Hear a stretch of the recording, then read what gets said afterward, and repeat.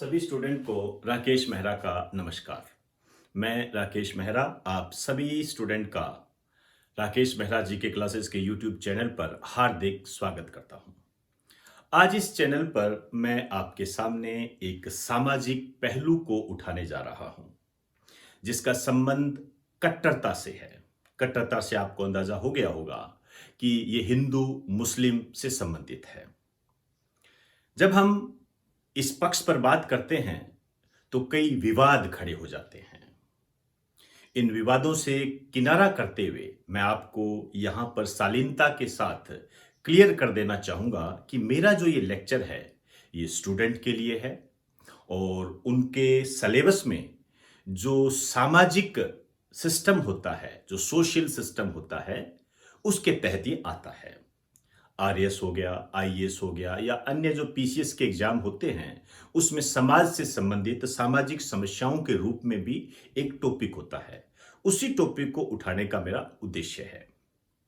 इसका किसी भी धर्म, जाति या समुदाय से कोई संबंध नहीं है।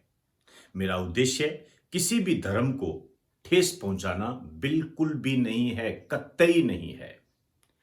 और इसके अलावा आज का जो मेरा लेक्चर है ये भारत के किसी विद्वान के लेख पर आधारित है, उनके आर्टिकल पर आधारित है, जिसको मैं आपको एग्जाम की दृष्टि से समझाने का प्रयास करूंगा। तो हिंदू मुस्लिम कट्टरता के संबंध में यदि हम इस टॉपिक को प्रारंभ करें तो सबसे पहले हमें भारतीय संविधान को समझना पड़ेगा। जब आप भारतीय संविधान में धार्मिक से संबंधित तथ्य पढ़ोगे तो आप में तटस्थ होकर डिसीजन लेने की क्षमता आएगी, जो आपके लक्ष्य को प्राप्त करने में महत्वपूर्ण भूमिका निभाएगी। भावनाओं को दरकिनार करते हुए जब हम तटस्थ होकर किसी पहलू पर बात करते हैं, चर्चा करते हैं, उसके पक्ष विपक्ष को लेकर चलते हैं, तो मान के चलना इस तरीके की मनोवृत्ति भारत की सबसे बड़ी सर्विस आईएएस को क्लियर कराने की क्षमता आप में डेवलप कर देती है। तो सबसे पहले मैं भारतीय संविधान के बारे में आपको कुछ बताना चाहूंगा। हाँ, एक बात और बता दूं, ये लेक्चर काफी बड़ा है। इसको ध्यान में रखते हुए मैंने कुछ ड्राफ्ट तैयार किए हैं ताकि कम समय सीमा में आपको सारी बात समझा दूं। भारतीय संविधान की बात करें तो भारतीय संविधान धर्म के बारे में बहुत सारी बातें कहता है, लेकिन मेरी जो मूल बात है वो मूल अधिकार से संबंधित है, फंडामेंटल राइट से संबंधित है। मूल अधिकारों को आप भली भांति जानते हो। यदि मैं मूल अधिकारों की बात करूं और मूल अधिकारों में मैं आर्टिकल 25 से आर्टिकल 28 तक की बात करूं तो ये आपको धार्मिक स्वतंत्रता का अधिकार देता है। ये जो आर्टिकल है ये आपको धार्मिक स्वतंत्रता का अधिकार देता है। ये आप भली भांति जानते हो, मैं आपको इसे एक रिवीजन के तौर पर ले रहा हूं।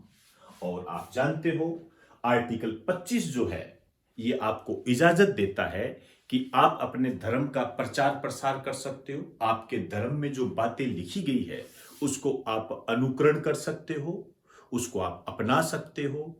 पूजा का अधिकार देता है आपको, रैलियां निकालने का अधिकार देता है आपको। ये आपका मूल अधिकार है। भारतीय संविधान में दिए गए इन तथ्यों को मैं एक तमिलनाडु की घटना से जोड़ना चाहूंगा।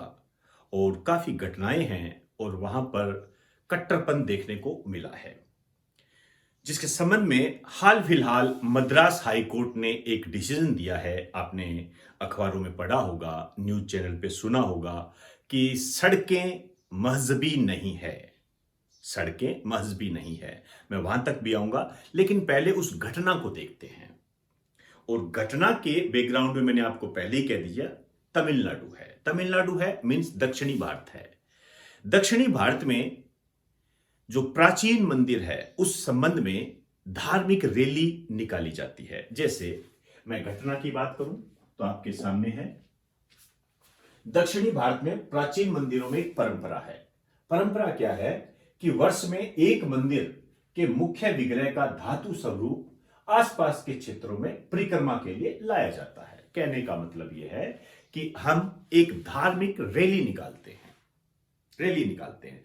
अब मैं आपको यहां पर कॉन्स्टिट्यूशन के संबंध में याद दिला दूं कि रैली निकालना आपका मूल अधिकार है। धार्मिक रैली निकालना आपका मूल अधिकार है, जो कि इस धार्मिक स्वतंत्रता के अधिकार के तहत आपको दिया हुआ है। आइए अब ये रैली निकालते हैं, और ये जो मुद्दा चर्चा में आया 2012 में आया, वर्तमान में चर्चित जो है ये कड़तूर गांव का विवाद है। और ये जो कड़तूर गांव है ये तमिलनाडु से संबंधित है। तमिलनाडु का एक गांव है। यहां इस गांव की जो स्थिति है, इसमें जो मुस्लिम है ये बहुसंख्यक है, और जो हिंदू है वो अल्पसंख्यक है, माइनॉरिटी में आते हैं। आप ये भी कह सकते हो या मुस्लिम आबादी ज्यादा है और हिंदू आबादी कम है। आइए, जब ये 4 मंदिरों की रथ यात्रा निकाल रहे थे तो इसका विरोध किया जमात ने। जमात मतलब मुस्लिम समुदाय ने इसका विरोध किया। और इस विरोध का तर्क क्या दिया, आप ध्यान से समझना। इस विरोध का तर्क क्या दिया? इस विरोध का तर्क यह दिया कि इस्लाम में मूर्ति पूजा शिर्क है। अब ये शिर्क हो सकता है आप ना जानते हो। शिर्क का मतलब होता है पाप। इस्लाम में मूर्ति पूजा शिर्क है, मतलब इस्लाम में मूर्ति पूजा पाप है। इसलिए रथ यात्रा मुस्लिम बहुल इलाकों से ना निकाली जाए।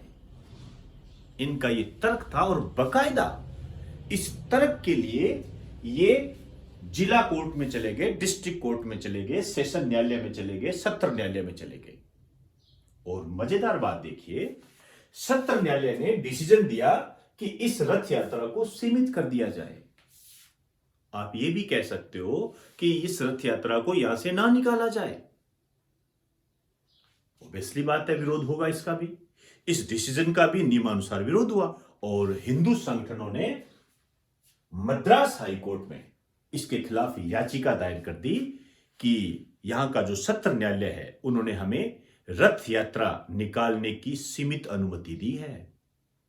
अब मद्रास हाई कोर्ट ने क्या डिसीजन लिया उसको हम देखते हैं। मद्रास हाई कोर्ट ये इन्होंने डिसीजन दिया है, और ये जो डिसीजन इन्होंने दिया है ये मई 2021 का है, लेटेस्ट है। मद्रास हाई कोर्ट ने हिंदू संगठन के पक्ष में बात कही। इन्होंने कहा कि पूर्व की भांति रथ यात्रा निकालने की अनुमति दी जाए। रथ यात्रा निकालने की अनुमति दी जाए। अब आप देखिए, जब ये अनुमति दे दी तो हाई कोर्ट कुछ तो कहेगा, लॉजिक तो लगाएगा, भाई क्यों दी हमने अनुमति। ध्यान से समझना, इन 3 पॉइंट्स को मैंने अलग से इनको अंडरलाइन किया हुआ है। क्या कहते हैं? सड़कें मजहबी नहीं है, बिल्कुल सही बात है। व्यक्ति सांप्रदायिक हो सकता है, समूह सांप्रदायिक हो सकता है, धर्म सांप्रदायिक हो सकता है, लेकिन सड़कें मजहबी नहीं हो सकती। सड़कें सबकी है, पहली बात तो ये। दूसरी बात इन्होंने क्या कहा, पूजा करना या धार्मिक आयोजन करना, इसमें रैली भी आती है, मूल अधिकार है। ये बात हम पहले भी कर चुके हैं। हाई कोर्ट ने कॉन्स्टिट्यूशन को ध्यान में रखते हुए डिसीजन दिया है। अब इसको पढ़िए, क्या तर्क देता है मद्रास हाई कोर्ट। कहता है, इस जमात को क्या कहता है, मुस्लिम समुदाय को क्या कहता है कि यदि आपका ये तर्क हम मान लें, यदि तर्क आप जो दे रहे हो उसको मान लें, तो जो हिंदू बहुल इलाके हैं उनमें कोई मुस्लिम आयोजन नहीं हो सकता और ना ही अनुमति दी जा सकती है। बताइए कितना लॉजिकल बात कही है, और कट्टरपंथियों के मुंह पर एक जोरदार तमाचा है। ये जो कट्टरपंथी सोच रखते हैं, चाहे वो किसी भी धर्म से संबंधित हो, उनके मुंह पर एक तमाचा है। इन्होंने कहा यदि ये डिसीजन और आपका तर्क हम लागू कर दें, तो जहां पर आप अल्पसंख्यक हो, जहां पर मुस्लिम कम है, इसका मतलब वहां तो हमें यह कहना पड़ेगा कि यहां मुस्लिम आयोजन हो ही नहीं सकते, इस्लाम धर्म से संबंधित जो भी आयोजन है वो हो ही नहीं सकते। बिल्कुल लॉजिकल बात थी इसकी। तो यह डिसीजन अभी मई 2021 में आया है। मैं आपको यहां पर कुछ और ज्यादा एक्सप्लेन करना चाहूंगा ताकि आप यहां की भावना समझ सके। मेरा उद्देश्य आपको यह बताना है कि जो कट्टरता है, इसका आधार क्या है, किसने पैदा किया, किसने हवा दी इसको, इसके लिए जिम्मेदार कौन है। तो जिम्मेदार कौन है उसकी हम चर्चा करेंगे, लेकिन उससे पहले तमिलनाडु में ही कुछ गांवों में कट्टरता से संबंधित कुछ घटनाएं घटित हुई। सबसे पहले मैं वहां पर आपको लेके जाना चाहूंगा। देखिए,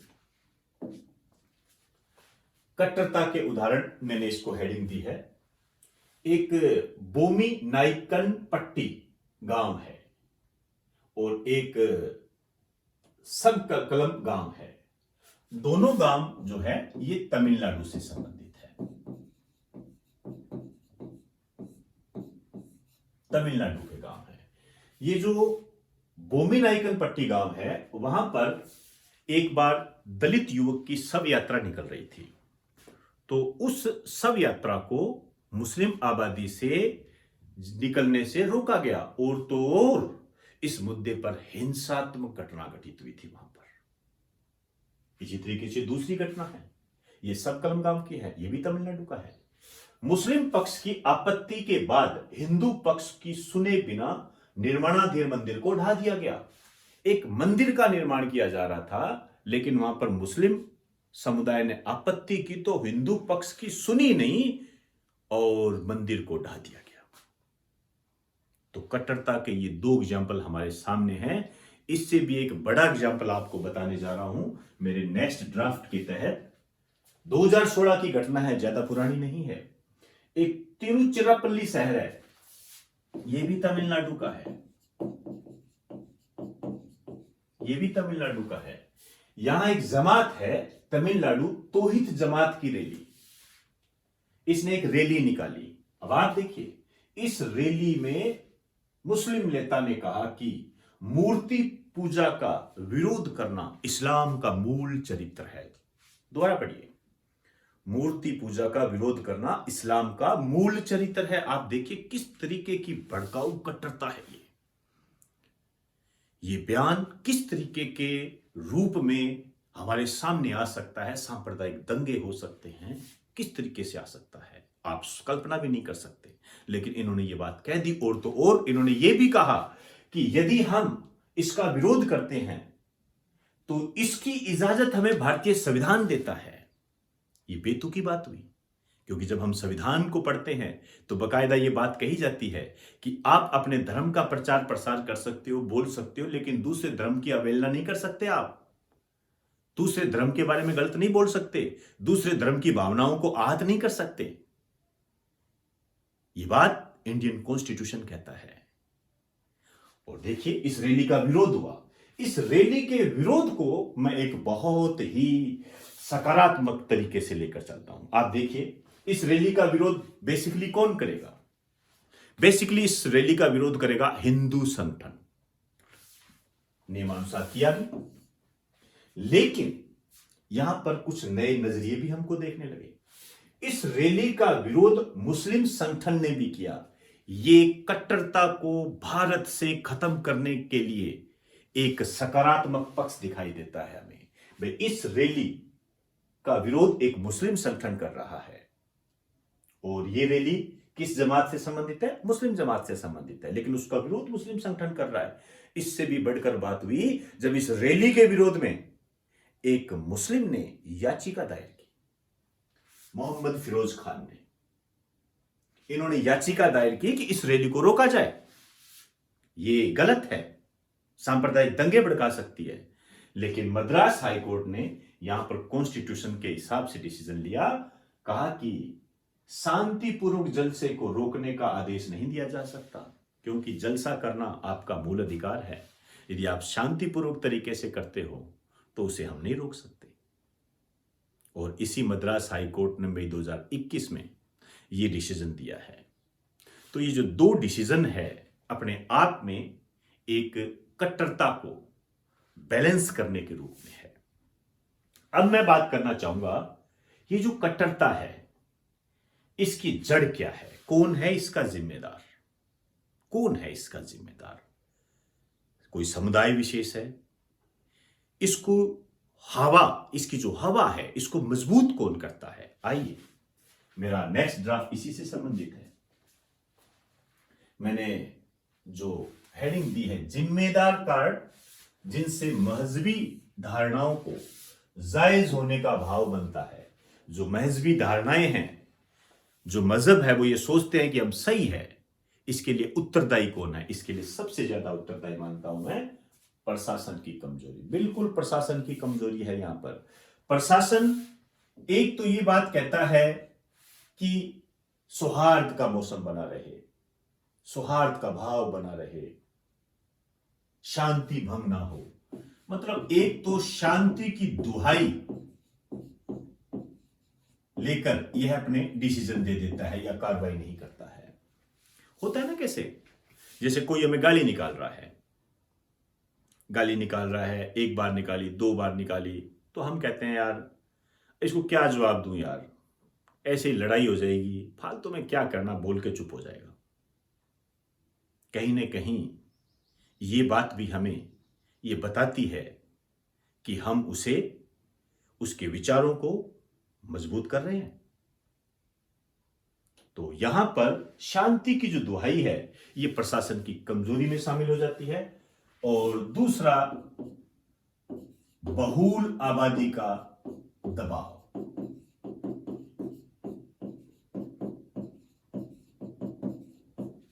जो उस क्षेत्र में मेजॉरिटी होती है उसका दबाव होता है, उस दबाव के कारण प्रशासन कुछ नहीं कर पाता है। राष्ट्रीय मीडिया की अनदेखी। और वैसे तो मीडिया बहुत बोलता रहता है, लेकिन इस मामलों में आपको कम मिलेगा। इसकी अनदेखी कट्टरता को मजबूत करती है। इसके अलावा ये देखिए, कुछ अखबारों की हास्यास्पद पैरवी, ऐसे तर्क दिए इन्होंने कि हंसी आती है। दक्षिण भारत का एक प्रमुख अंग्रेजी अखबार है, क्या कहता है, इसको गौर से पढ़ना, उसकी पैरवी देखिए आप। हिंदू तो हर पखवाड़े कोई ना कोई त्योहार मनाते हैं और इस प्रकार के उन्माद से मुस्लिम समुदाय को सुरक्षा मिलनी चाहिए। बताइए, कह रहे हैं हिंदू तो हर 15 दिन में त्योहार मनाते हैं, इसका मतलब मुस्लिम समुदाय तो परेशान होता रहेगा। अब इन्होंने तो धार्मिक कटाक्ष कर दिया, जबकि इसको संतुलित रूप से भी कहा जा सकता था। यह भी कट्टरता को बढ़ावा देती है। जब एक समुदाय ये सोचता है कि यार ये अखबार जो कि प्रमुख अखबार है हमें तवज्जो दे रहा है, इसका मतलब सही है। इसी तरीके से ये देखिए, सिल्क विरोधी रैली, मतलब ये जो रैली की बात कर रहे हो ना अपने, अंधविश्वास के खिलाफ प्रदर्शन है। इन्होंने तो हिंदुओं की पूरी धार्मिक भावनाओं को अंधविश्वास करार दे दिया। ये कॉन्स्टिट्यूशन के खिलाफ है, समाज के खिलाफ है। मैं अपने व्यू के आधार पर कहूं तो इन जैसे अखबारों की विरोध करना चाहिए, इनका बायकॉट करना चाहिए। तो ये कुछ बातें थी जो मजहबी धारणाओं को जायज होने का भाव बनाते हैं। अब यदि मैं कहूं कि इसके निवारण क्या करें, तो निवारण के तहत जो सोशल मीडिया है, राष्ट्रीय मीडिया है, इसको इसके खिलाफ आना चाहिए और प्रशासन को मजबूती के साथ डिसीजन देना चाहिए, कॉन्स्टिट्यूशन को ध्यान में रखते हुए। इसके अलावा ये जो कुछ अखबार होते हैं जो कि कट्टरता के माहौल को पैदा करते हैं और जो सांप्रदायिक तंत्र को कमजोर बनाते हैं, उनका बायकॉट होना चाहिए। तो दोस्तों, आज मैंने आपका जो सामाजिक तंत्र होता है उसमें जो हिंदू मुस्लिम कट्टरता के जो भाव होते हैं, उस आधार पर दक्षिणी भारत की घटनाओं को लेकर मैंने ये लेक्चर आपके सामने पेश किया है।